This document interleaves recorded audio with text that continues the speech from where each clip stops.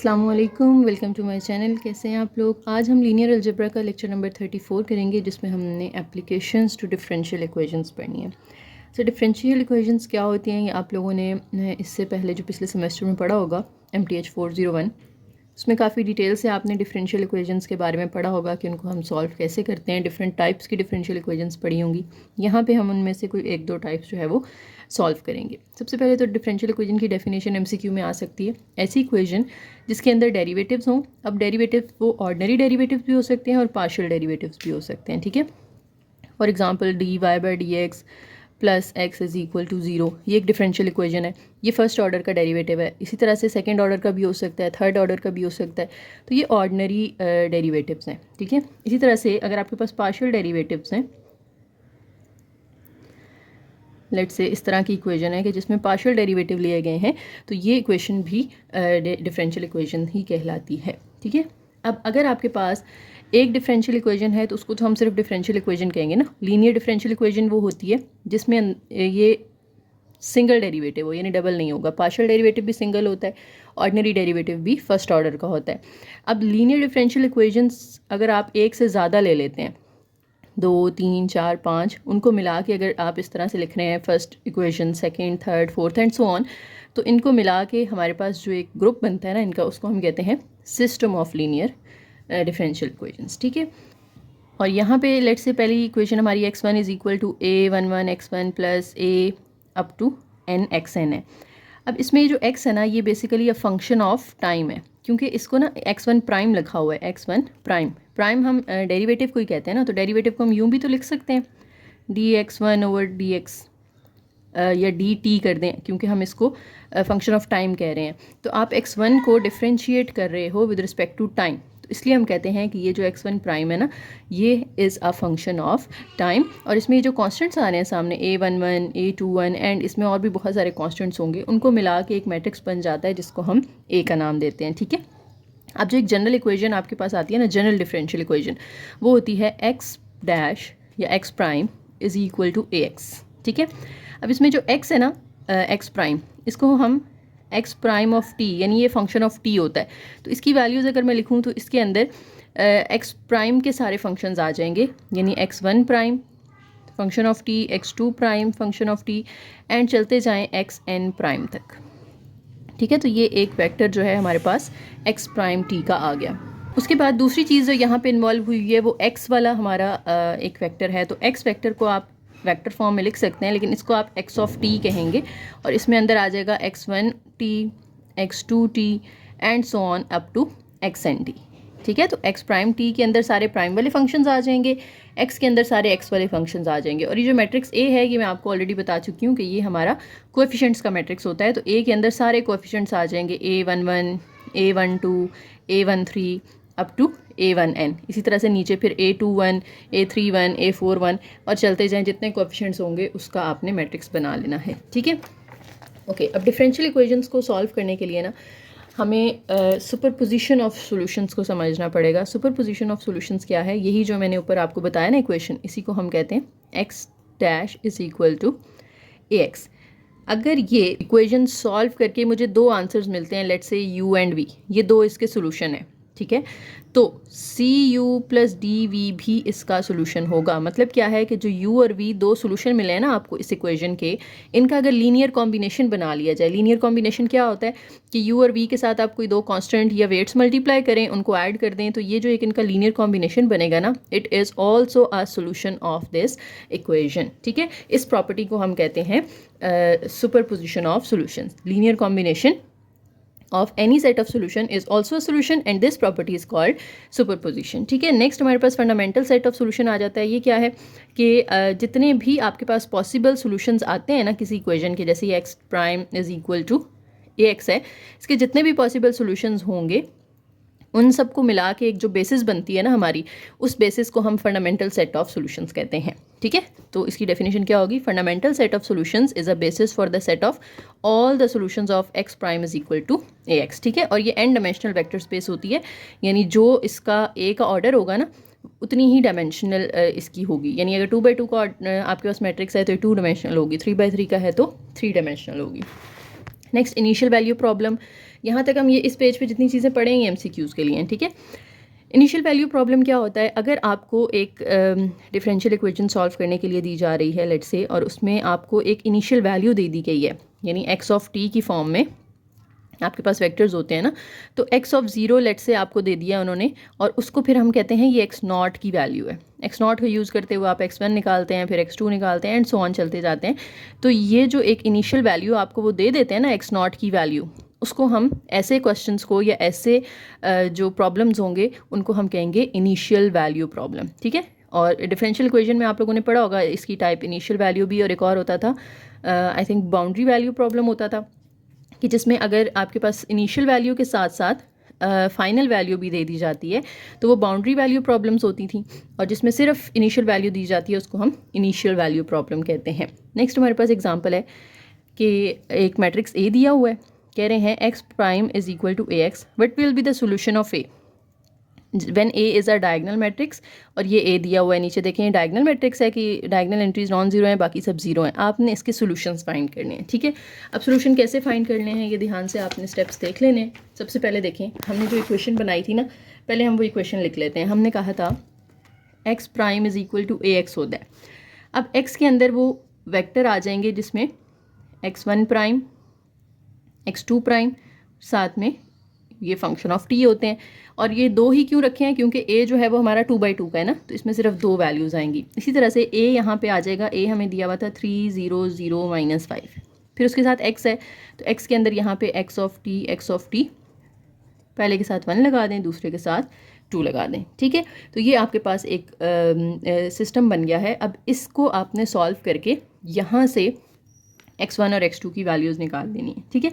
अगर आप इसको सॉल्व करें तो देखें, इसको सॉल्व करके हमारे पास जो सॉल्यूशंस आएंगे लेट्स से u और v की फॉर्म में, जो पीछे हमने भी देखा था ना, u और v अगर दो सॉल्यूशन है तो इनका लीनियर कॉम्बिनेशन बना के आपने जो है वो अपना आंसर देना है, तो वो आपका फाइनल आंसर हो जाएगा, ठीक है। तो x1 और x2 की बेसिकली आपने वैल्यू फाइंड करनी है और फिर उनके लीनियर कॉम्बिनेशन बना देने हैं। अब देखें हमारे पास अगर इनको मैं मल्टीप्लाई करूँ तो क्या आता है, फर्स्ट रो को इस कॉलम से मल्टीप्लाई करें तो 3x1t आ जाएगा, प्लस ये तो 0 इससे मल्टीप्लाई होकर 0 हो जाएगा।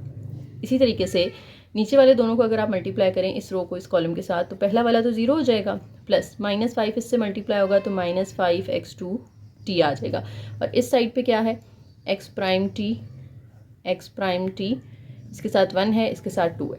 अब पहले वाला आप पहले के इक्वल रखेंगे, दूसरा दूसरे के, तो x1 प्राइम टी जो है ये इक्वल आ जाएगा 3x1t, और x2 प्राइम टी इक्वल आ जाएगा 3x2t। ये दो इक्वेशंस बन गई हैं, 3 नहीं है सॉरी, यहाँ -5 है, ओके। अब ये जो दो इक्वेशंस बन गई हैं इनको आपने सॉल्व करना है। अभी हमने पीछे पढ़ा था कि प्राइम को आप d/dx की फॉर्म में लिख सकते हैं ना, तो मैं पहले इक्वेशन 1 को सॉल्व कर रही हूँ। इक्वेशन 1 में ये जो x1 प्राइम है इसको मैं लिख सकती हूँ कि ये x1 का d/dt लिया हुआ उन्होंने, क्योंकि ये फंक्शन ऑफ t है ना, तो इसको with respect to t differentiate किया होगा उन्होंने। ये फंक्शन ऑफ t है तो नीचे dt आ जाएगा, और ऊपर x1 का डेरिवेटिव है तो dx1 आ जाएगा, ठीक है। और सामने क्या है हमारे पास 3x1 इंटू टी। अब dt यहाँ पे डिवाइड हो रहा है, उधर जाके आप इसको मल्टीप्लाई कर दें, 3 के साथ dt मल्टीप्लाई कर दें, जो x1 वहाँ मल्टीप्लाई हो रहा है वो इधर आके डिवाइड कर दें। अब साथ में t इधर लिखने की ज़रूरत नहीं है क्योंकि हमने नीचे उसको differentiate with respect to t कर दिया है। तो ये x1 इधर आके डिवाइड कर दिया आपने, dt को उधर जाके मल्टीप्लाई। ऐसा क्यों है कि हमने x वाली वैल्यूज़ एक साइड पर कर ली हैं, सेपरेटिंग वेरिएबल्स वाला ये टाइप आप लोगों ने डिफरेंशियल इक्वेशन के सब्जेक्ट में की होगी MTH 401 में, कि आप क्या करते हैं सेम वेरिएबल्स एक साइड पे कर लेते हैं और दूसरे एक साइड पे कर लेते हैं, ठीक है। तो x1 वाले हमने एक साइड पे कर लिए, t वाले एक साइड पे कर लिए।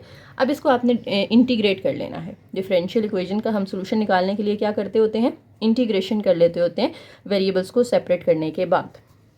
वेरिएबल सेपरेट हो गए थे हमारे, अब हमने इसकी इंटीग्रेशन करनी है।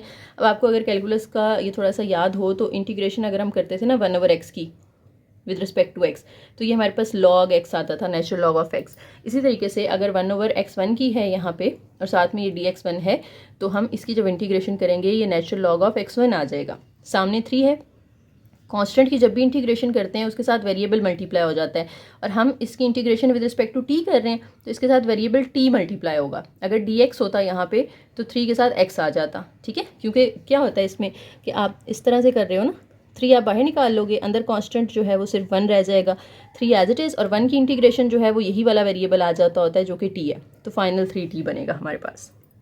और जब भी इंटीग्रेशन ख़त्म होती है साथ में एक कांस्टेंट हम ऐड करते हैं जिसे हम c कहते हैं, लेकिन जब क्वेश्चन में एक लॉग आ रहा हो तो हम खाली कांस्टेंट ऐड नहीं करते, हम natural log of c add करते हैं। ठीक है, ये मुझे उम्मीद है आप लोगों को ये टिप्स याद होंगी, ये पॉइंट्स याद होंगे।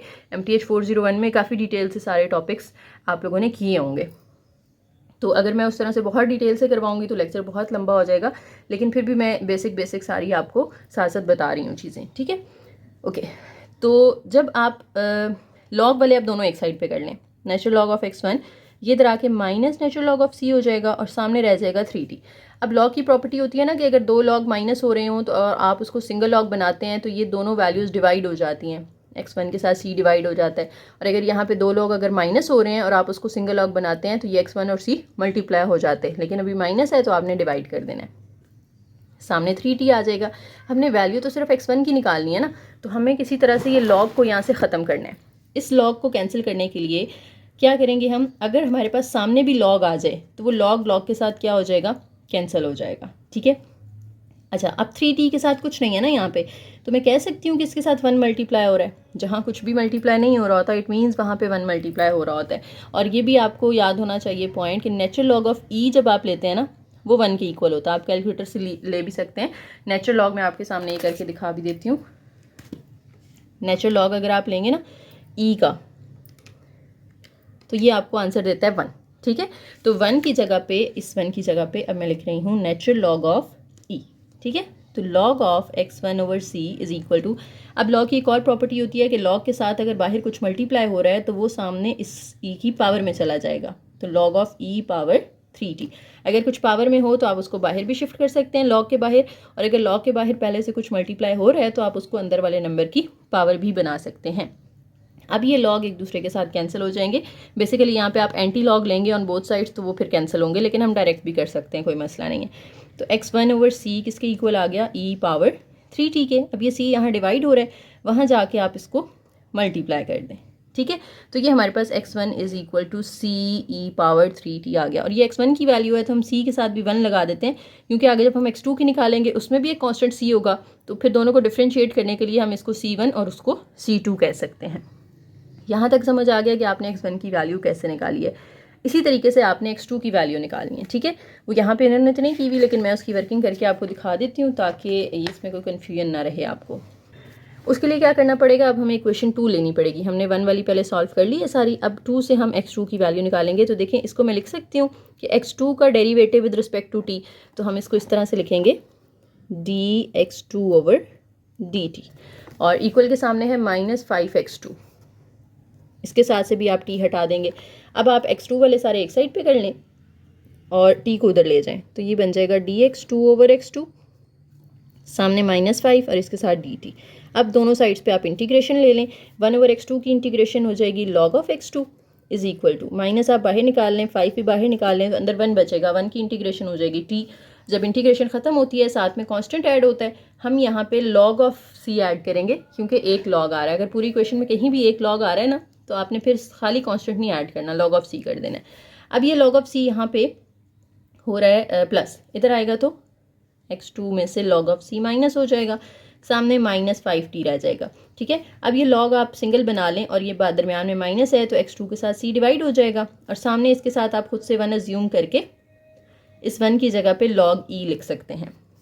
अब ये -5t जो है ये e की पावर में चला जाएगा, सेम वही स्टेप्स जो हम पीछे करके आए हैं। ठीक है, फिर ये log इस log से आप कैंसिल कर दें तो x2 ओवर c किसके इक्वल आ जाएगा, e पावर -5t के। अब ये c उधर जाके मल्टीप्लाई कर दें तो x2 की वैल्यू हमारे पास आएगी, दोनों की लिख लेते हैं, x1 और x2 की वैल्यू हमारे पास आएगी, x1 की हमने निकाली थी पीछे c1 e पावर 3t, और x2 की आई है, ये उधर जाके c मल्टीप्लाई होगा तो c e पावर -5t, और इसके c को हम c2 कह देते हैं ताकि दोनों हमें अलग अलग पता चले कि कौन सा c किसका है। ठीक है, तो x1 और x2 की वैल्यू तो आ गई, लेकिन हमने इसको लीनियर कॉम्बिनेशन की फॉर्म में लिखना है।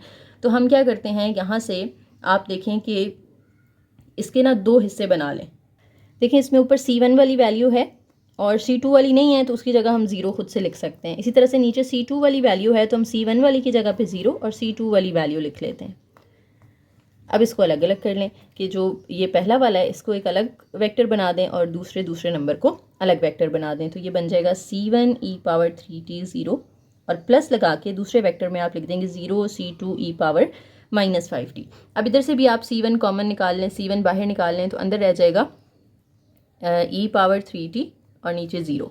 इधर से आप C2 बाहर निकाल लें, अंदर रह जाएगा, इधर तो 0 है और नीचे e की पावर -5t रह जाएगा। अब फर्दर उन्होंने e को भी बाहर निकाला हुआ है। अच्छा, यहाँ पे जो हम लीनियर कॉम्बिनेशंस बनाएंगे ना उसमें हमारी यूजुअल प्रैक्टिस ये होगी कि C1 पहले आएगा, दरमियान में वेक्टर आएगा और e आपने उसके बाद कॉमन लिया होगा। ठीक है, आप वैसे जिस मर्जी पैटर्न में लिख लें, कोई मसला नहीं है, लेकिन जो बुक में फॉलो हुई है वो ये है कि C1 है, फिर e जो है वो इस साइड पे बाहर निकाला हुआ है उन्होंने, तो e इधर बाहर निकालेंगे तो इसकी जगह पे रह जाएगा 1, नीचे 0। इसी तरह से C2 इधर e पावर -5t इस साइड पे आप बाहर निकाल लें तो यहाँ पे ऊपर 0 है, नीचे 1 रह जाएगा। तो ये हमारे पास आंसर होगा C1 10 e पावर 3t। ये देखें, C1 10 e power 3t plus C2 01 e power -5t। तो ये हमारा सोल्यूशन हो जाएगा in the form of linear combination. ठीक है, अब देखें जो हमारा आंसर आया है, क्या इसमें x1 और x2 जो है वो एक दूसरे पे डिपेंड तो नहीं कर रहे ना। x1 का एक अलग सोल्यूशन निकला आपके पास, x2 का एक अलग, यानी दोनों जो डेरिवेटिव्स हैं they depend only on the function itself. ठीक है, तो ये चीज़ जब आ रही होती है ना कि वो एक दूसरे पे डिपेंड नहीं कर रहे x1 x2, बल्कि अपने आप पे ही डिपेंड कर रहे हैं, तो इसे हम कहते हैं कि ये हमने डी कपल कर दिया है इसको। This system is D coupled. और अगर वो एक दूसरे पे डिपेंड कर रहे हों तो फिर हम कहते हैं कि ये कपल्ड है। ठीक है, कपलिंग हुई भी है। और अभी ये जो हमारा सोल्यूशन आया है, क्योंकि अलग अलग दो हमारे पास आ गए हैं तो इन्हें हम कहते हैं कि यहाँ पे कपलिंग नहीं हुई हुई, ये डी कपल हो गया है। ओके, यहाँ पे फिर सैडल पॉइंट का जिक्र आ गया, क्योंकि देखें आपके पास जो ए मैट्रिक्स था वो डायगनल था ना, और डायगनल में जो डायगनल एंट्रीज होती हैं वही हमारी आइगन वैल्यूज़ होती हैं। तो अगर आप गौर करें तो एक आइगन वैल्यू हमारी पॉजिटिव है और एक आइगन वैल्यू हमारी नेगेटिव है, एक 1 से बड़ी है, एक 1 से छोटी है। तो जब इस तरह का हमारे पास सिचुएशन आती है तो हमने कहा था कि वहाँ पे ओरिजिन जो है it behaves like a saddle point. ठीक है, अगर दोनों 1 से छोटी होती थी तो अट्रैक्टर होता था, दोनों 1 से बड़ी होती थी तो रिपेलर होता था, और अभी की एक 1 से बड़ी है, एक 1 से छोटी है, तो ये सैडल पॉइंट होगा। ठीक है, एक जो है वो रिपेल करेगा और एक अट्रैक्ट करेगा। नेक्स्ट टॉपिक है जी change of variable. Change of variable में क्या होता है कि आप अगर x की बजाय y वेरिएबल यूज़ करना चाह रहे हैं तो कोई इतनी मुश्किल चीज़ नहीं है, बस x की जगह पे आपने क्या कर देना है, y कर देना है। ये क्वेश्चन हमने पढ़ी हुई है ना पीछे, xk + 1 = axk, यानी x0 को यूज़ करते हुए आप x1 निकालते हैं, फिर x1 को यूज़ करते हुए आप x2 निकालते हैं, एंड सो ऑन। तो अगर आप इसको इन टर्म्स ऑफ y करना चाहते हैं तो यहाँ x की जगह पे yk + 1 आ जाएगा। सामने एक मैट्रिक्स जो है यहाँ पे डायगनल मैट्रिक्स आ जाता है और xk की जगह पे yk आ जाएगा। ठीक है, अब अगर आप इस yk + 1 को वेक्टर फॉर्म में लिखना चाहते हैं तो इसमें सारे k + 1 वाले फंक्शंस आ जाएंगे, y1 y2 y3 up to yn। d मैंने कहा कि डायगनल मैट्रिक्स है जो कि इसमें आता है PD P इनवर्स वाले में। तो इसमें जो d डायगनल होता है उसमें डायगनल एंट्रीज हमारी जो हैं वो आइगन वैल्यूज़ होती हैं ना, तो डायगनल पे आपने आइगन वैल्यूज़ लिख देनी है और साइड वाले सारे ऊपर नीचे 0 हो जाएंगे। और जो yk है ये क्या कैसा वेक्टर होगा, इसमें सारी yk वाली वैल्यूज़ आ जाएंगी, y1k y2k up to yn। Next फिर से एग्जांपल एक आ गई है हमारे पास, कहते हैं show that the origin is a saddle point for solutions of xk + 1 = axk। आपने प्रूव करना है कि ये सैडल पॉइंट है। यहाँ पर सैडल पॉइंट के लिए हमें क्या करना पड़ेगा, हमें देखना पड़ेगा कि इसकी आइगन वैल्यू 0 से बड़ी हैं या छोटी हैं। ठीक है, तो हमें इसकी बेसिकली आइगन वैल्यूज़ फाइंड करनी है। जब आइगन वैल्यूज़ आ जाएंगी तो फिर हमने इसको बता देना है कि ये सैडल पॉइंट है या नहीं है। और उसके बाद ये भी बताना है कि find the directions of greatest attraction and greatest repulsion. Attraction और रिपल्शन के लिए हमें फिर वेक्टर्स निकालने पड़ेंगे, इनके आइगन वेक्टर्स v1 और v2। तो वही काम है हमारा जो हम पीछे काफ़ी टाइम से कर रहे हैं, पहले आइगन वैल्यूज़ निकालें फिर आइगन वेक्टर्स निकालें। ठीक है, तो आइगन वैल्यूज़ निकालने के लिए हम इक्वेशन बनाते थे ना इसकी a - λI, उसका फिर हम डिटर्मिनेंट लेते थे और उसको इक्वल रखते थे 0 के। ठीक है, तो वो काम करके आप वहाँ से लैम्डा की दो वैल्यूज़ निकाल लेंगे, एक निकलेगी 2 और एक निकलेगी 0.5। तो देखें एक 1 से बड़ी है, एक 1 से छोटी है, तो ये सैडल पॉइंट की तरह ही बिहेव करेगा ना। तो ये कंडीशन तो हमारी सेटिस्फाई हो गई कि सिंस 2 जो है वो ग्रेटर देन 1 है और 0.5 जो है वो लेस देन 1 है, so the origin is a saddle point. उसके बाद हमने v1 v2 निकालना है, तो हम दोबारा से ये इक्वेशन बनाते होते हैं, यहाँ से a - λI, इसको मल्टीप्लाई करते हैं हम x के साथ और इज़ इक्वल टू 0 रख के इधर से जो मैट्रिक्स होगा इसको इस वेक्टर के साथ x1 x2 उसके अंदर आप रखेंगे इस तरीके से, मल्टीप्लाई करके इक्वेशंस बनती हैं हमारे पास। दोनों इक्वेशंस में से हम x1 x2 की वैल्यूज़ निकालते हैं तो हमारे पास वेक्टर v1 आ जाएगा। ठीक है, पहले 2 पुट करके फिर 0.5 पुट करेंगे तो v2 आ जाएगा। दोनों वेक्टर्स आ चुके हैं। अब इनका लीनियर कॉम्बिनेशन बना दें। हमने पीछे फॉर्मूला पढ़ा था लास्ट लेक्चर में, x0 is equal to c1v1 plus c2v2। ठीक है, तो अब c1 तो हमें नहीं पता है। अच्छा, लेमडा की फॉर्म में भी हमने ये लीनियर कॉम्बिनेशन पढ़ा था, c1 λ1 v1 plus c2 λ2 v2। Last lecture number 32 में ये काम किया था हमने। तो अब c1 की तो हमें वैल्यू नहीं पता खैर, लेकिन λ1 हमें पता है यहाँ पे 2 है, और v1 जो है वो भी हमें पता है, वो हम पुट कर देते हैं यहाँ पे 1 - 1 है, प्लस इसी तरीके से c2 हमें नहीं पता लेकिन λ2 पता है 0.5 है, और साथ में v2 की वैल्यू आप पुट कर दें जो कि 1 निकली है। ठीक है, तो ये आपका एक फाइनल आंसर भी बन जाएगा, और इसमें फिर आप बता सकते हैं कि ग्रेटेस्ट रिपल्जन कहाँ हो रही है और ग्रेटेस्ट अट्रैक्शन कहाँ हो रही है। अब देखें, जो 1 से बड़ा आंसर है ये क्या करता है, जो 2 है हमारा, ये ग्रेटर देन 1 है तो रिपेल करेगा ना, यानी ये आइगन वेक्टर्स, ये जो इसका आइगन वैल्यू के थ्रू आइगन वेक्टर निकला है इसके अलॉन्ग होगी रिपल्जन। तो आपने लिख देना है the direction of the greatest repulsion is the line through v1, क्योंकि v1 हमने निकाला है 2 से। ठीक है, the eigenvector whose eigenvalue is greater than 1। उसके बाद जो ग्रेटेस्ट अट्रैक्शन होगी वो v2 के थ्रू होगी, क्योंकि उसकी जो आइगन वैल्यू है इट इज़ लेस देन 1। ठीक है, तो ये 2 बातें आप लोगों ने बता देनी है, तो ये हमारा सोल्यूशन कंप्लीट हो जाएगा।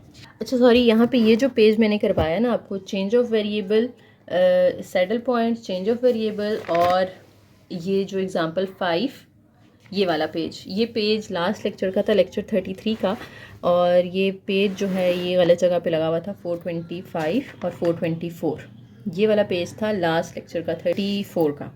अब हम कर रहे हैं 34, तो 431 के बाद अब ये हमारा 432 ये वाला पेज आ रहा है। ठीक है, तो ये जो एक पेज मैंने बीच में करवा दिया है ये पिछले लेक्चर का था, जो कि वहाँ पे मिस हो गया था, तो अभी आपका कवर हो गया। ठीक है, तो बस सैडल पॉइंट का यहाँ पे एक वो चीज़ थी जो कि आपको मैंने वैसे लास्ट लेक्चर में बता भी दी थी, लेकिन यहाँ पे चलें आपकी जो चीज़ एग्जाम्पल रह गई थी वो यहाँ पे हो गई है।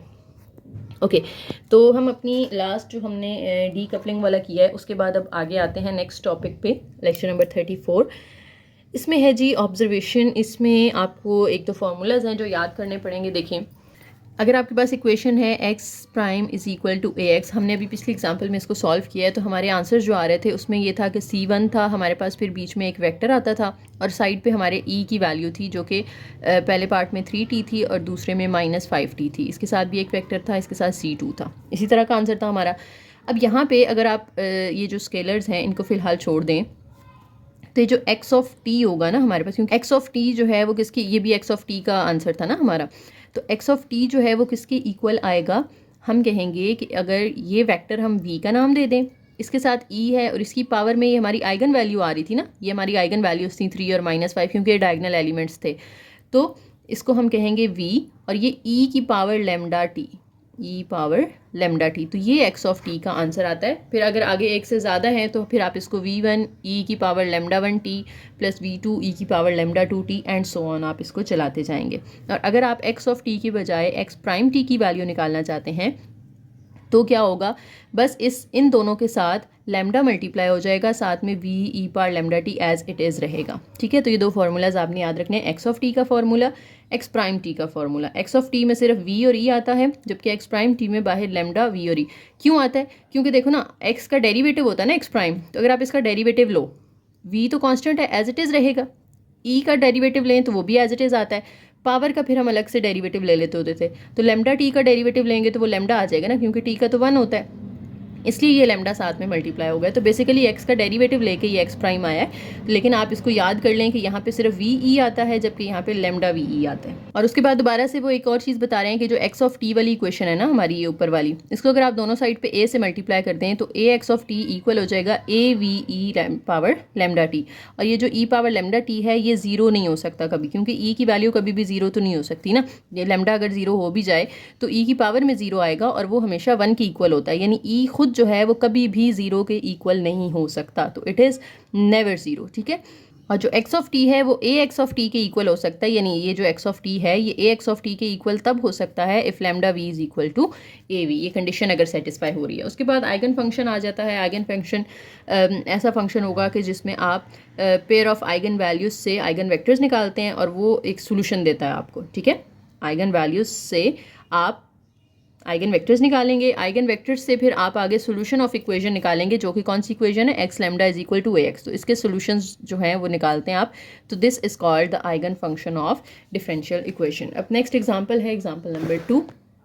इसमें आपको द सर्किट इन फिगर 1, ये एक सर्किट दिया हुआ है जिसके लिए आपको उन्होंने सिस्टम ऑफ इक्वेशन बना के दे दिया है। ये आपके पास प्राइम वाला है, इधर आपके पास एक मैट्रिक्स ए है, सामने जो है वो एक्स ऑफ टी या वी ऑफ टी की फॉर्म में एक दिया हुआ है। तो ये बनेगा v dash is equal to A v of t, और ये वी डैश ऑफ टी है। ठीक है, एक्स की जगह उन्होंने वी कर दिया और बना के उन्होंने प्रॉपर एक आपको दे दिया है। अब वो कह रहे हैं suppose that R1 is 2 ohms, R2 is 1, यानी R1 और R2 की वैल्यू दे दी है, वो यहाँ पुट कर देनी है आपने ऊपर। ठीक है, फिर नीचे C1 की वैल्यू भी दे दी है उन्होंने, C2 की वैल्यू भी 1 फैरेड दे दी है, फिर इनिशियल वैल्यूज़ भी उन्होंने दे दी हैं। लेकिन ये पहले जो 4 दी हैं ये चारों हम यहाँ पुट करके ना A निकाल लेते हैं। तो A किसके इक्वल होगा, minus as it is R1 और R2 की वैल्यू पुट करें, R1 2 है, R1 जो है वो R2 जो है वो 1 है, तो 2 + 1 आ जाएगा यहाँ पे ब्रैकेट में।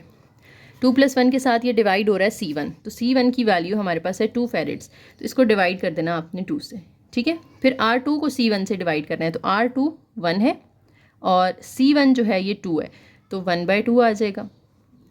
उसके बाद R2 को C2 पे डिवाइड करना है, R2 1 है और C2 भी 1 है, तो 1/1 आ जाएगा। फिर minus as it is R2 को C2 पे डिवाइड करना है, तो वो यही 1/1 आ जाएगा। अब इसको आप मज़ीद सिंप्लीफाई कर लें, 2 + 1 3 होगा, 3/2 करेंगे तो ये 1.5 आ जाएगा। 1/2 को आप कहें 0.5, 1/1 1 होता है, ये भी 1 होता है। तो ये आपने मैट्रिक्स निकाल के रख लिया। ठीक है, उसके बाद वो कह रहे हैं कि initial charge of 5 volts on capacitor C1 and 4 volts on capacitor C2, यानी ये इनिशियल वैल्यू आपको दे दी है उन्होंने x0 या x0 जिसको आप कहते हैं। तो x0 हमें दिया हुआ है 5 volts एंड 4 volts, तो ऊपर 5 लिख लें, नीचे 4 लिख लें। इनिशियल वैल्यू भी हमने लिख ली, मैट्रिक्स ए भी हमने फाइंड कर लिया। अब क्या करना है, हमने find the formulas for V1t and V2t। जैसे पीछे हमने x1t और x2t निकाला था ना, इसी तरीके से आपने V1t और V2t निकालना है। ठीक है, तो हम इसकी ज़रा इक्वेशंस बनाते हैं। अब ये a की जगह ना हम ये वाला a यूज़ करेंगे जो हमने निकाला है। तो दोबारा हम अपना सिस्टम लिखेंगे, ये a निकाल लिया है हमने, ये सारी वर्किंग उन्होंने की है जो हमने पीछे कर ली है। a निकाल लिया है और x0 जो है वो हमने कहा कि 5 और 4 है, और x के अंदर हमारे वेक्टर्स आ जाएंगे V1 और V2। ठीक है, अब देखें हम इसकी पहले निकालेंगे वैल्यूज़, आइगन वैल्यूज़, क्योंकि हमें इसके सोल्यूशन के लिए अगर हम फार्मूला देखें, हमने अभी पीछे पढ़ा है एक्स ऑफ टी का फार्मूला क्या होता है। हमारे पास फार्मूला था C1 V1 e power lambda 1t। वैसे तो हमने CV e power lambda t पढ़ा था, लेकिन यहाँ पे हम 1 1 और 1 लगा देते हैं, और यहाँ पे हम फिर C2 V2 e की पावर लैम्डा 2t, क्योंकि सिर्फ हमारे पास दो वेक्टर्स हैं V1 और V2, तो इसलिए सिर्फ ये दो लिख के इनका लीनियर कॉम्बिनेशन बना देना है। तो अब हमने बेसिकली पहले ये लैम्डा फाइंड कर लेना है, लैम्डा 1 और लैम्डा 2, फिर उनके करस्पॉन्डिंग हम V1 और V2 निकाल लेंगे। तो ये तो हमें आता है काम करना। लैम्डा 1 आपने निकाल लेना है, a माइनस लैम्डा आई, इसका डिटर्मिनेंट लेके उसको इक्वल टू 0 रख के आप लैम्डा की दो वैल्यूज़ निकाल लेंगे। ये निकालने के बाद आपने उनके करस्पॉन्डिंग V1 और V2 भी निकाल लेना है। ठीक है, इतना काम तो आपको आता होगा। लैम्डा 1 लैम्डा 2 V1 V2 आप फाइंड कर चुके हैं। अब इनको आपने फार्मूला के अंदर पुट कर देना। ये जो फार्मूला मैंने ऊपर लिखा है यही फार्मूला देखें यहाँ पे लिखा हुआ है। C1 आपको नहीं पता, V1 की वैल्यू आई है 1 2, वो पुट कर दें। e की पावर में लैम्डा 1 की वैल्यू आई है 0.5 माइनस 0.5t, यहाँ पे आ जाएगा। फिर C2 as it is V2 की वैल्यू और लैम्डा 2 की वैल्यू, ये आपके पास इक्वेशन बन चुकी है। अब हम अपनी इनिशियल वैल्यू प्रॉब्लम देखते हैं। हमें उन्होंने इनिशियल वैल्यू दी हुई है ना, x ऑफ 0 किसके इक्वल दिया हुआ उन्होंने, हमें x ऑफ 0 दिया हुआ था 5 4 के इक्वल। अच्छा, x ऑफ 0 का मतलब है कि जो x वाला आंसर आया ना आपके अंदर पास, इसके अंदर 0 पुट कर दें। जहाँ जहाँ x ऑफ t है ना, ये तो t की जगह पे 0 पुट किया हुआ है, तो जहाँ जहाँ t आ रहा है वहाँ वहाँ आप 0 पुट कर दें। देखें C1 तो एज इट इज़ रहेगा, ये 1 और 2 भी एज इट इज़ रहेगा। e की पावर में इधर t की जगह पे आप 0 पुट करेंगे, ये है माइनस 0.5t, ये मैं थोड़ा बड़ा करके लिख देती हूँ, माइनस 0.5t है। जब आप t की जगह 0 पुट करेंगे तो 0 इससे मल्टीप्लाई होकर ये पूरा 0 हो जाएगा, तो ये बनेगी e की पावर 0, और e की पावर 0 किसी भी नंबर की पावर 0 हो तो वो 1 के इक्वल होती है। तो ये जो e वाला फैक्टर है ना, ये पूरा बन जाएगा 1। तो 1 यहाँ में लिखने की ज़रूरत नहीं है क्योंकि उसने मल्टीप्लाई होकर ख़त्म हो जाना है। प्लस फिर ये हमारे पास C2 आ रहा है, ये -1 और 1 आएगा। इधर भी e की पावर में t है, तो जब आप उसको 0 करोगे तो वो भी 1 बन जाएगा, और इसकी जगह हमने ये चीज़ लिख ली। ठीक है, और इक्वल के सामने आ रहा है 5 4। अब इसको आप सॉल्व कर लें, C1 को अंदर मल्टीप्लाई करें, C1 2C1 प्लस इसको अंदर मल्टीप्लाई करें -C2 इज़ इक्वल टू 5 4। अब आप दोनों को ऐड कर लें, C1 - C2 और यहाँ से 2C1 + C2, ये पहला पहले के इक्वल हो जाएगा 5 के, और दूसरा वाला जो है वो 4 के इक्वल हो जाएगा। अब आप दोनों को जो है वो ऐड कर लें। अगर आप ऐड करेंगे C2 कैंसिल हो जाएगा, 3C1 इज़ इक्वल टू 9, तो C1 की वैल्यू आ जाएगी 3। जब C1 की वैल्यू आ गई है, अब आप इस C1 की वैल्यू को किसी भी एक इक्वेशन में पुट कर लें, फर्स्ट या सेकंड में कर लें। तो मैं इसको यहाँ सेकंड में कर देती हूँ, 2 3 6 होगा, 6 उधर जाके माइनस होगा, तो C2 की वैल्यू -2 आ जाएगी। देखिए उन्होंने भी ये निकाली है, मेथड उन्होंने थोड़ा डिफरेंट यूज़ किया है, लेकिन हम यही वाला यूज़ करेंगे क्योंकि आगे भी इक्वेशन में ये ईजी रहेगा हमारे लिए। आगे एग्जांपल एक और आएगी अभी, ठीक है। तो C1 C2 आपने निकाल लिया है। अब आपने इस फार्मूला में ये जो आपने x ऑफ t का फॉर्मूला लगा के लिखा था ना, इसमें बस C1 और C2 की वैल्यू पुट कर देनी है, ठीक है। तो इनिशियल वैल्यू हमें सिर्फ किस लिए दी गई है, C1 C2 की वैल्यू फाइंड करने के लिए दी गई है, और उसका कोई काम नहीं है, ठीक है। तो हमने जो सोल्यूशन लिखा था इसमें अब C1 की वैल्यू पुट कर दें जो कि 3 आई है, C2 की वैल्यू पुट कर दें जो कि -2 आई है। बाकी सब सेम रहेगा, ये वेक्टर भी सेम रहेंगे, e की पावर 0.5t, e की पावर -2t। ये देखिए नीचे ये आपका अब सोल्यूशन आ गया, बस C1 और C2 की जगह आपने 3 2 कर दिया है, बाकी सब एज इट इज़, ठीक है। अब फर्दर आप इसको अगर वैसे इतना छोड़ दें तो ठीक है, लेकिन फर्दर अगर आप सॉल्व करना चाहते हैं तो आप 3 को अंदर पहले दोनों से मल्टीप्लाई करें, इधर 2 को दोनों से मल्टीप्लाई करें, फिर e पावर को भी अंदर दोनों से मल्टीप्लाई करें, इस e पावर की दोनों से मल्टीप्लाई करें, फिर दोनों के दरमियान माइनस होगा, तो आप पहली वैल्यू पहले में से माइनस कर लें, दूसरे में से, तो आपके पास एक फाइनल आंसर आ जाएगा जो कि ये है। और अगर आपने यहाँ पे ये भी बताना हो कि हमारा जो ओरिजिन है ये अट्रैक्टर के तौर पे बिहेव करेगा, रिपेलर के तौर पे या सैडल पॉइंट के तौर पे, तो उसके लिए आप देखेंगे अपनी आइगन वैल्यूज़ दोनों ही माइनस में आ रही हैं। जो हमने आइगन वैल्यूज़ पीछे निकाली थी ना, एक -0.5 आ रही थी, एक -2 आ रही थी, तो दोनों ही 1 से छोटी हैं। It means the origin will behave as an attractor. Example number 3, इसमें आपको दोबारा से उसी पैटर्न का सवाल है। ए मैट्रिक्स दिया हुआ है, x0 यानी इनिशियल वैल्यू दे दी है। आपने क्या करना है कि इनिशियल वैल्यू प्रॉब्लम को सॉल्व करना है and sketch the trajectory. Okay, solve करने का मतलब यही है ना कि आपने यहाँ से x ऑफ t की वैल्यू निकालनी है। तो x ऑफ t का फॉर्मूला हमारा वही रहेगा जो हमने अभी पीछे पढ़ा है। x ऑफ t का फॉर्मूला क्या होता है, हमारे पास यहाँ पे CVE आता है, e की पावर में लैम्डा t आता है, तो यहाँ पे C1 V1 और लैम्डा 1 कर दें, फिर दोबारा से CVE लैम्डा t लिखें और इन सब के साथ 2 2 कर दें, क्योंकि 2/2 का मैट्रिक्स है ना, तो सिर्फ 2 तक ही जाएंगे आप।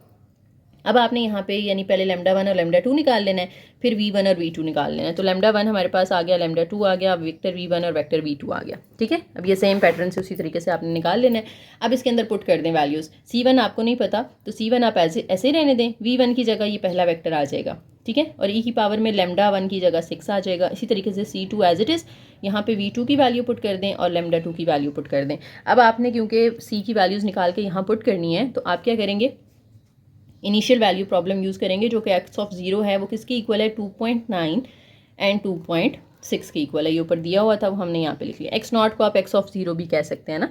अब देखें x के अंदर 0 पुट किया हुआ है, तो यहाँ भी x के अंदर t की जगह आपने 0 पुट करना है, तो आपके पास x0 की वैल्यू आ जाएगी यहाँ से। अगर आप यहाँ t की जगह 0 कर रहे हैं तो सामने भी जहाँ जहाँ t आ रहा है वहाँ 0 कर दें, तो ये C1 और -5 2 रह जाएगा, और C1 -5 2, और ये e की पावर में जब 0 आएगा तो ये 1 बन जाएगा। इसी तरीके से प्लस C2 1 1 आ जाएगा, और ये e वाला 1 बन जाएगा, और सामने 2.9 और 2.6। अब C1 को अंदर मल्टीप्लाई करें तो ये -5 C1 होगा, और नीचे ये 2 C1 आ जाएगा।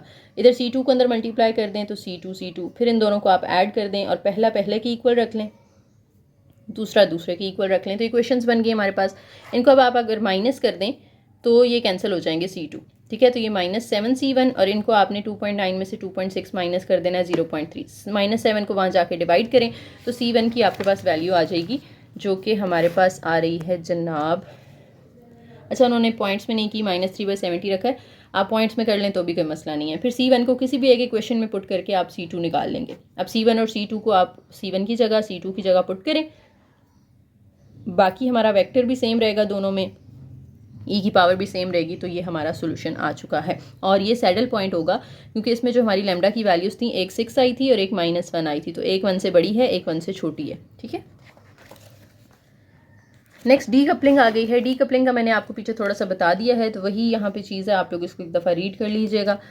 बाकी वही चीज़ जो अभी मैं आपको लेक्चर 33 का थोड़ा सा समझा कर आई हूँ ना, उसी से आगे उन्होंने ड्राइव किया हुआ है कि आप जो है वो वाई डैश टी, हमने अभी पीछे पढ़ा है ना कि x dash is equal to A x होता है। अगर हम इसको इन टर्म्स ऑफ वाई करना चाहते हैं तो ये y dash is equal to sorry यहाँ पे डी वाई आ जाएगा कि यहाँ डायगनल मैट्रिक्स होगा, साथ में वाई आ जाएगा। अब वाई डैश के फंक्शंस जो हैं वो y dash t y dash t y dash t की फॉर्म में होंगे, साथ 1 2 3 लगा दें।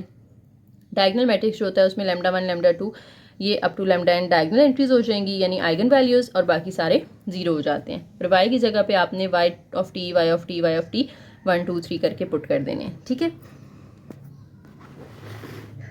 इसका सोल्यूशन भी सेम उसी तरीके से होता है जैसे हमने एक्स वाला किया, कोई नई चीज़ नहीं है, ठीक है। देख लें ये नीचे जो इक्वेशन उन्होंने बनाई है ना, जैसे एक्स ऑफ टी की थी वैसी वाई ऑफ टी की है। सी वी ई है पावर में लैम्डा टी है, इधर भी सी वी ई है पावर में लैम्डा टी है, बस यहाँ 1 1 1 आएगा, फिर 2 2 3 3 and so on. Next complex eigen values, ये आपको पता है कॉम्प्लेक्स आइगन वैल्यूज़ क्या होती हैं कि अगर आप एक मैट्रिक्स को सिंप्लीफाई करते हैं और उसमें से एक लैम्डा जो है वो आपको आयोटा की फॉर्म में मिलता है लैम्डा 1, तो दूसरा जो है वो उसका कॉन्जुगेट होगा, यानी अगर ये 2 + 3 आयोटा है तो ये 2 - 3 आयोटा निकलेगा, ठीक है। तो लैम्डा 1 जो है वो आप अगर निकाल चुके हैं तो दूसरा निकालने के लिए आपको सिर्फ उस लैम्डा 1 का बार लेना पड़ेगा, तो दूसरी आइगन वैल्यू आ जाएगी। इसी तरह से आप अगर लैम्डा 1 से एक वेक्टर v1 निकाल चुके हैं आइगन वेक्टर, तो बस इस आइगन वेक्टर का आपने बार लेना है, यानी कॉन्जुगेट लेना है, आयोटा का साइन चेंज कर देना है, तो आपके पास दूसरा आइगन वेक्टर आ जाता है। ये बात हम काफ़ी दफ़ा डिस्कस कर चुके हैं पहले भी, पिछले लेक्चर्स। यहाँ पे अब एक्स ऑफ टी का फॉर्मूला जो है हमने पीछे पढ़ा है V E power lambda T, ये x1 टी है, और अगर ये कॉम्प्लेक्स आइगन वैल्यू है तो x2 टी जो है वो इसी का बार आ जाएगा ना, यानी x1 टी हमने अभी पीछे पढ़ा था V E power lambda T होता है। तो अगर आपने x2 टी निकालना है तो वो क्या करेंगे, हम इसी का सिर्फ कॉन्जुगेट ले लेंगे ई पावर लैम्डा टी में, ये वेक्टर v का भी कॉन्जुगेट आ जाएगा, साथ में लैम्डा का भी कॉन्जुगेट आ जाएगा, तो ये x2 टी का फॉर्मूला हो जाएगा। बाकी फर्दर 1 2 और फार्मूलाज हैं, आप देख लें कि अगर आपने इसकी रियल वैल्यू निकालनी है x1 की रियल वैल्यू निकालने का फॉर्मूला ये है कि x1 को उसके कॉन्जुगेट के साथ प्लस करें और फिर 2 से डिवाइड कर दें। इमेजिनरी वैल्यू निकालने का फॉर्मूला ये है कि x1 की वैल्यू को आप x1 कॉन्जुगेट के साथ माइनस करें और 2 आयोटा से डिवाइड कर दें, ठीक है। अच्छा, अब यहाँ पे एक थोड़ी सी डेरिवेशन है कि x1 टी और x2 टी की वैल्यूज़ तो हमें पता चल गई हैं कि कैसे निकालते हैं हम। ये देखें x1 टी का भी फार्मूला हमने ये देख लिया, x2 टी का भी देख लिया। अब हमने अगर y1 टी और y2 टी निकालना है तो क्या होगा, तो उसके लिए थोड़ी सी यहाँ पे डेरिवेशन अगर आप करना चाहें तो कर लें, वरना सिर्फ फार्मूला याद कर लें। डेरिवेशन क्या है कि हमने कैलकुलस के अंदर पढ़ा हुआ है टेलर्स थ्योरीज लगा के ना, टेलर्स थ्योरम लगा के ई पावर एक्स का हमारे पास आंसर आता था 1 + x + x² / 2 factorial + x³ / 3 factorial and so on up to xn/n factorial. आप लोग x की जगह लैम्डा टी पुट कर दें, क्योंकि हमारे पास जो सोल्यूशन है यहाँ पे वो e की पावर क्या आ रहा है, लैम्डा टी आ रहा है ना। ये ऊपर हमने जो लिखे हैं इसमें e की पावर लैम्डा टी चाहिए, यहाँ पे e की पावर x है, तो हम इस x की जगह लैम्डा टी करेंगे अगर, तो सामने भी जहाँ जहाँ x आ रहा है वहाँ वहाँ लैम्डा टी हो जाएगा, ठीक है। अब लैम्डा जो है वो क्योंकि हमारी एक कॉम्प्लेक्स वैल्यू है ना, आइगन वैल्यू जो हमने कहा ये कॉम्प्लेक्स है, तो कॉम्प्लेक्स नंबर्स को हम लिख सकते हैं ना a + b आयोटा की फॉर्म में, एक रियल पार्ट होता है एक उसका इमेजिनरी पार्ट होता है, तो लैम्डा की जगह पे आप a + b आयोटा पुट कर दें। ये मैं आपके सामने ही सारी डेरिवेशन करती हूँ। e की पावर में जो लैम्डा टी है, लैम्डा की जगह आप a + b आयोटा कर दें, बाहर t as it is equal to 1 + lambda t है, तो 1 + लैम्डा की जगह आपने क्या कर देना है, आपने a + b आयोटा कर देना है into T and so on, ये आगे चलता जाएगा, ठीक है। अब इसमें जो सिर्फ ये लेफ्ट वाली साइड है ना, मैं इसकी वैल्यू निकालना चाह रही हूँ, तो मैं इसी को सिंप्लीफाई करूँगी। देखें e की पावर a को अंदर t से मल्टीप्लाई करें प्लस b आयोटा को भी t से मल्टीप्लाई कर दें। अब इसकी पावर में 2 चीज़ें ऐड हो रही हैं, तो e के साथ पहली पावर अलग कर लें, डॉट लगा के e के साथ दूसरी पावर अलग कर लें। e पावर at जो है वो तो एज इट इज़ रहेगा, लेकिन ये आपने सेकेंड ईयर में या पीछे कैलकुलस के भी सब्जेक्ट्स में ये थ्योरम पढ़ा होगा, आयलर्स थ्योरम।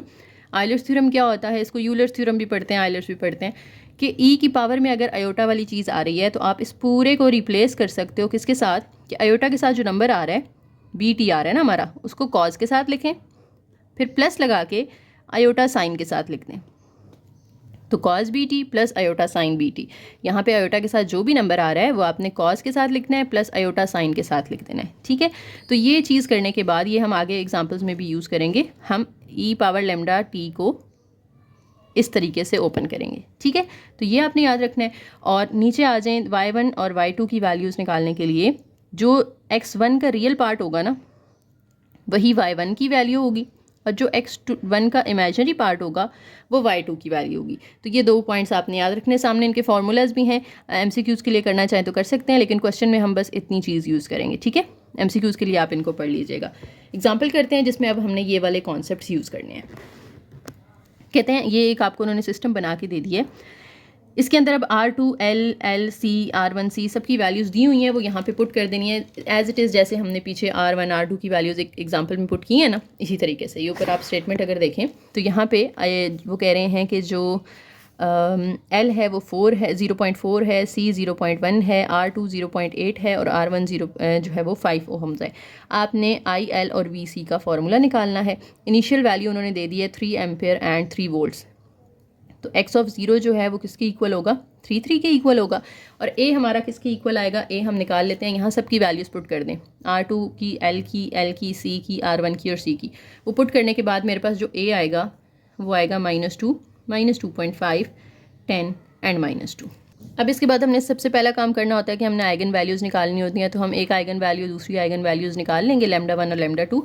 तो इसको सिंप्लीफाई करके उसी तरीके से a minus lambda i determinant लेके इक्वल टू 0 रख के आपने लैम्डा की 2 वैल्यूज़ निकाल लेनी है। तो वो हमारे पास आएंगी, एक लैम्डा आएगा -2 + 5 आयोटा और दूसरा लैम्डा आएगा -2 - 5। हमने कहा था ना कि अगर एक कॉम्प्लेक्स वैल्यू है तो दूसरा जो है वो इसी का कॉन्जुगेट होता है, यानी आयोटा का साइन आपने चेंज कर देना है। इसके बाद हम क्या करेंगे, हम 2 वेक्टर्स निकालेंगे जो कि v1 और v2 के नाम से होंगे। तो v1 हमारे पास है जनाब आयोटा 2 और v2 जो है वो इसका कॉन्जुगेट हो जाएगा -आयोटा 2, ठीक है। इतना काम हो गया। अब हमने अपना फार्मूला लिख लेना है जिसके अंदर हमने x1t की वैल्यू निकालनी है। हमने अभी पीछे ये लिखा था ना x1t का फार्मूला, यही वाला मैं यहाँ पे यूज़ कर रही हूँ।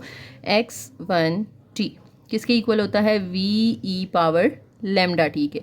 पहले यहाँ पे λ1 आ जाएगा, फिर आप जो है वो x2 के लिए आप उसका बार लेके नीचे दूसरा भी सॉल्व कर सकते हैं। तो मैं अभी सिर्फ पहले λ1 वाला सॉल्व कर रही हूँ। तो यहाँ पुट करें, x1 है तो यहाँ v1 और λ1 आ जाएगा। तो v1 की वैल्यू हमारे पास आ रही है आयोटा 2, साथ में e की पावर, इसमें λ1 पुट कर दें जो कि है -2 + 5 आयोटा और λ1 के साथ ये t मल्टीप्लाई हो रहा है, ठीक है। इसी तरीके से आपने x2t की वैल्यू निकाल लेनी है। x2t की वैल्यू क्या आएगी हमारे पास, इसकी जगह आयोटा 2 आ जाएगा और e की पावर में भी -2 के साथ -5 आयोटा इंटू t आ जाएगा, ठीक है। अब हमने x1 x2 की वैल्यूज़ तो निकाल ली हैं। अब अगर हम y1 y2 की वैल्यूज़ निकालना चाहते हैं तो हमने अभी पीछे पढ़ा था कि x1 का जो रियल पार्ट होता है वो y1 की वैल्यू होती है। तो ये x1 है हमारे पास, इसका रियल पार्ट क्या बनेगा, हम इसको ओपन कर लेते हैं, ठीक है। इसको मैं सिंप्लीफाई कर रही हूँ। देखें ये e वाली चीज़ जो है ये आयोटा के साथ मल्टीप्लाई होगी, तो ये बनेगा हमारे पास आयोटा, बल्कि इसको ना पहले e को सिंप्लीफाई कर लेते हैं। देखो आयोटा 2 एज इट इज़, और ये जो e की पावर है इसके साथ ये t अंदर मल्टीप्लाई कर दें, -2t + 5t आयोटा। अब आयोटा 2 एज इट इज़ और e की पावर में ये -2 आप अलग कर लें, -2t डॉट लगा के e की पावर 5t आयोटा अलग कर लें। अगेन आयोटा और 2 एज इट इज़, e की पावर -2 भी एज इट इज़। और हमने अभी पीछे पढ़ा था आइलर्स थ्योरम कि आइलर्स फार्मूला में आयोटा के साथ जो नंबर आ रहा होता है वो आप इस तरह से कॉस के साथ लिखेंगे, यानी cos 5t plus iota sine के साथ भी आप 5t लिख देंगे। तो ये हमने अब इसको ज़रा ओपन कर लिया है, सिंप्लीफाई कर लिया है। अब इसको हम अंदर मल्टीप्लाई कर लेते हैं। देखिए पहले e पावर 2t को अंदर मल्टीप्लाई कर लेते हैं, तो ये इसके साथ जब जाएगा आयोटा e पावर -2t आ जाएगा। हम e पावर -2 को फिलहाल इधर रखते हैं, सिर्फ ब्रैकेट को अंदर मल्टीप्लाई, क्योंकि इसमें तो आयोटा है नहीं ना, तो इसको हम इधर ही रखते हैं। इसमें आयोटा आ रहा है तो ये हम अंदर मल्टीप्लाई करते हैं ताकि हमें रियल और इमेजिनरी पार्ट क्लियरली मिल जाए, ठीक है। तो cos 5t plus iota sine t जब आयोटा के साथ मल्टीप्लाई होगा तो आयोटा इसके साथ आएगा, ये आएगा आयोटा cos 5t और आयोटा जब दूसरे नंबर के साथ मल्टीप्लाई होगा तो ये आयोटा क्या बन जाएगा, आयोटा स्क्वायर साइन 5t, ठीक है। तो आयोटा को मैंने इन दोनों से मल्टीप्लाई कर दिया, अब 2 को इन दोनों से मल्टीप्लाई करना है, तो ये बनेगा 2 cos 5t plus 2 iota sine 5t। तो ये मेरे पास जो वेक्टर था इसमें ये वाली चीज़ पहली रो में भी मल्टीप्लाई कर दी, ये चीज़ दूसरी रो में भी मल्टीप्लाई कर दी, तो ये 2 रोज़ आ गई हैं मेरे पास। अब यहाँ पे आयोटा स्क्वायर जब पुट करेंगे ये तो -1 बन जाएगा ना, तो ये ख़त्म हो जाएगा, यहाँ पे सिर्फ आ जाएगा माइनस, ठीक है। अब इसका देखें रियल पार्ट कौन कौन सा है। हमने पहले y1 की वैल्यू निकालनी है, तो y1 हमने पढ़ा था कि x1 के रियल पार्ट्स होते हैं। इसका रियल पार्ट ऊपर जो है ये तो आयोटा है ना, तो रियल पार्ट सिर्फ आ रहा है -sin 5t, और दूसरी रो में जो रियल पार्ट है वो है 2 cos 5t, ये आपके पास y1 आ गया। इसी तरह से आपने y2t अगर निकालना है, इसमें भी अंदर आप t लिख लें। y2t के लिए आप इमेजिनरी पार्ट्स लेंगे इसके। तो फर्स्ट रो में इमेजिनरी पार्ट हमारे पास आ रहा है आयोटा cos 5t, तो आयोटा तो नहीं लिखना हमने, सिर्फ cos 5t लिख लेना है, ठीक है। इमेजिनरी पार्ट का मतलब है जो आयोटा के साथ है, आयोटा का कोएफिशिएंट, बस वो लिखना होता है, आयोटा खुद नहीं आता। और दूसरी रो में हमारे पास जो इमेजिनरी है वो है 2, और आयोटा छोड़ दें तो 2 sin 5t। ये y1t और y2t मेरे पास आ चुके हैं। ये देखें y1t और y2t सेम वही आए हैं जो हमने लिखे हैं, ठीक है। e⁻⁻2t हमने बाहर दोनों के साथ वैसे ही रहने देना है, क्योंकि उसको हम अंदर नहीं लेकर गए थे, तो वो बाहर ही रहेगा दोनों के साथ। वैल्यूज़ निकालने के बाद अब आपने क्या करना है, इनका लीनियर कॉम्बिनेशन बनाना है। तो लीनियर कॉम्बिनेशन में इन दोनों के साथ हम वेट्स लगा देंगे, इसके साथ c1 लगा दें, इसके साथ c2 लगा दें और दोनों को प्लस कर दें, ठीक है। तो c1 और ये वाली y1 की वैल्यू प्लस c2 और y2 की वैल्यू। अब ये हमारे पास एक सोल्यूशन तो आ चुका है, लेकिन बस इसमें c1 c2 की वैल्यूज़ निकाल के हमने पुट करनी है, तो बस फाइनल आंसर हो जाएगा हमारा। c1 c2 की वैल्यू के लिए हम इनिशियल कंडीशन यूज़ करते हैं ना। इनिशियल कंडीशन हमारी है x(0), जो कि उन्होंने हमें दी हुई थी 3 क्वेश्चन के स्टार्ट में मैंने लिखी थी।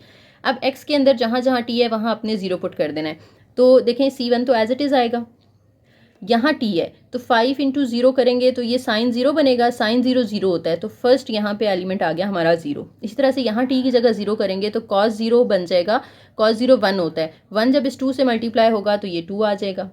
बाहर जो e⁻2t है, इधर भी आप t की जगह 0 पुट करेंगे, e की पावर 0 बन जाएगी, वो 1 हो जाएगा, तो उसको बाहर लिखने की ज़रूरत नहीं है। Plus c2 as it is, यहाँ पे भी आप cos × 0 करेंगे तो cos 0 1 होता है, sin 0 करेंगे वो 0 होगा, 2 से मल्टीप्लाई होके वो भी 0 हो जाएगा, ठीक है। और सामने जो है वो हमारे पास 3 3 आ रहा है। अब इधर से आप c1 c2 इजीली निकाल सकते हैं। c1 को अंदर मल्टीप्लाई कर दें ये तो 0 रहेगा, यहाँ पे 2c1 आ जाएगा। इधर आप c2 को अंदर मल्टीप्लाई कर दें तो c2 और 0 आ जाएगा, सामने 3 और 3 आ गया। अब दोनों को ऐड कर दें, 0 + c2 करेंगे तो c2, और ये पहले के इक्वल होगा 3 के, दूसरा है 2c1, ये दूसरे के इक्वल होगा 3 के। अब ये 2 इधर मल्टीप्लाई हो रहा है, वहाँ जाके आप डिवाइड कर दें तो 3/2 ये c1 की वैल्यू आ गई, और ये c2 की डायरेक्ट हमारे पास 3 आ गई है। तो यहाँ c1 और c2 की बस आप वैल्यूज पुट कर दें तो आपका सोल्यूशन हो जाएगा। देखें हमने c1 और की जगह 1.5, c2 की जगह 3 पुट कर दिया। 3/2 को आप 1.5 भी कह सकते हैं ना। अब चाहे तो इतना छोड़ दें, लेकिन बेहतर होता है कि हम इसको ज़रा सिंप्लीफाई कर लें। उसके लिए 1.5 को अंदर दोनों से देखें हमने मल्टीप्लाई कर दिया, फिर इधर 3 को भी अंदर दोनों से मल्टीप्लाई कर दें, फिर दोनों को ऐड कर दें। पहली वैल्यू लिख के प्लस लगा के दूसरी वैल्यू लिख लें, ये फर्स्ट रो में, फिर दूसरी वैल्यू ये प्लस और ये वाली वैल्यू ये लिख लिया आपने। अब इन सब में e⁻⁻2t कॉमन आ रहा था तो उन्होंने कॉमन निकाल लिया। आप चाहें तो पहले इधर से कॉमन निकाल लें, कोई मसला नहीं है, ठीक है। तो ये आपका फाइनल आंसर हो जाएगा। नीचे उन्होंने इसकी ट्रेजेक्ट्री भी बना के दिखा दिया, देखें एक स्पाइरल सा बन रहा है। आपको पेपर में वैसे बनाने के लिए नहीं आता, बस यहाँ से लास्ट जो पैराग्राफ है ना, इसमें से कुछ MCQs से रिलेटेड चीज़ें हैं जो आपने माइंड में रखनी है कि जब साइन और कॉज इन्वॉल्व हो जाते हैं ना क्वेश्चन के अंदर, जैसे हमारे यहाँ पे हो गए थे, ये कब होता है जब कॉम्प्लेक्स आइगन वैल्यूज़ आती हैं। तो ई की पावर में आयोटा आ रहा होता है, तो वो आयोटा को आप फिर कॉज और साइन में रिप्लेस कर देते हो। तो जब भी साइन और कॉज से आप जो है वो फंक्शन लेके इस तरह के आप बनाते हैं, स्पाइरल्स जो बनते हैं उसे हम कहते हैं स्पाइरल पॉइंट। ये चौथा पॉइंट ऐड हो गया यहाँ पे। अभी तक हमने अट्रैक्टर पढ़ा था, रिपेलर पढ़ा था और सैडल पॉइंट पढ़ा था। अब ये आ गया है स्पाइरल पॉइंट। और स्पाइरल पॉइंट हम किस पॉइंट को कहते हैं? ओरिजिन को ही कहते हैं। कब? जब आपके पास जो आइगन वैल्यूज़ हैं, ये कॉम्प्लेक्स आइगन वैल्यूज़ आती हैं, तो साइन और कॉज वाले फंक्शन इन्वॉल्व हो जाते हैं, ठीक है। अब जो स्पाइरल है ये इनवर्ट हो सकता है अगर हमारे पास जो आइगन वैल्यू है ना उसका रियल पार्ट नेगेटिव हो, ठीक है। तो फिर स्पाइरल इस तरह से इनवर्ट होगा। जैसे इस एग्जांपल में हमारी आइगन वैल्यू आई थी -2 + -5 आयोटा। ये रियल पार्ट होता है ना जिसके साथ आयोटा नहीं होता। ये अगर नेगेटिव है तो स्पाइरल इनवर्ट होगा। देखें ये इनवर्ट आ रहा है, इसकी डायरेक्शन अंदर को होगी, ठीक है। लेकिन अगर हमारी ये जो रियल वैल्यू है, आइगन वैल्यू का जो रियल पार्ट है, ये अगर नेगेटिव के बजाय पॉजिटिव आ जाता तो फिर जो स्पाइरल होता ये आउटवर्ड होता। तो ये दो बातें आपने याद रखनी है। और अगर वो जीरो हो जाए, आइगन वैल्यू ना नेगेटिव आई है ना पॉजिटिव आई है, बल्कि रियल पार्ट हमारा जीरो है, सिर्फ आयोटा वाला आंसर आया है, रियल पार्ट में कुछ है ही नहीं, तो वो जीरो होगा ना। तो अगर ये जीरो हो जाता है तो फिर हम कहते हैं कि एलिप्सिस बनती है अराउंड द ओरिजिन। एलिप्सिस इस तरह से एक वो जो ओवल शेप होती है, ठीक है। तो ये 3 पॉइंट्स यहाँ से आपने याद रखने हैं। एक तो ये कि हम उसे स्पाइरल पॉइंट कहते हैं जब साइन और कॉज इन्वॉल्व हो जाए कॉम्प्लेक्स आइगन वैल्यूज़ की उस केस में, ठीक है। और अगर हमारी आइगन वैल्यू की जो रियल वैल्यू है यानी जो रियल पार्ट है वो नेगेटिव है तो स्पाइरल इनवर्ड होगा, अगर पॉजिटिव है तो स्पाइरल आउटवर्ड होगा, और अगर वो 0 हो जाती है रियल वैल्यू तो फिर एलिप्सिस अराउंड द ओरिजिन बनता है। ठीक है जी, तो यहाँ पे हमारा क्वेश्चन कंप्लीट हो गया, हमारा लेक्चर भी कंप्लीट हो गया। वीडियो पसंद आई हो तो लाइक करें, शेयर करें, चैनल को सब्सक्राइब करें और एक प्यारा सा कमेंट करके जाइएगा। थैंक यू, अल्लाह हाफिज़।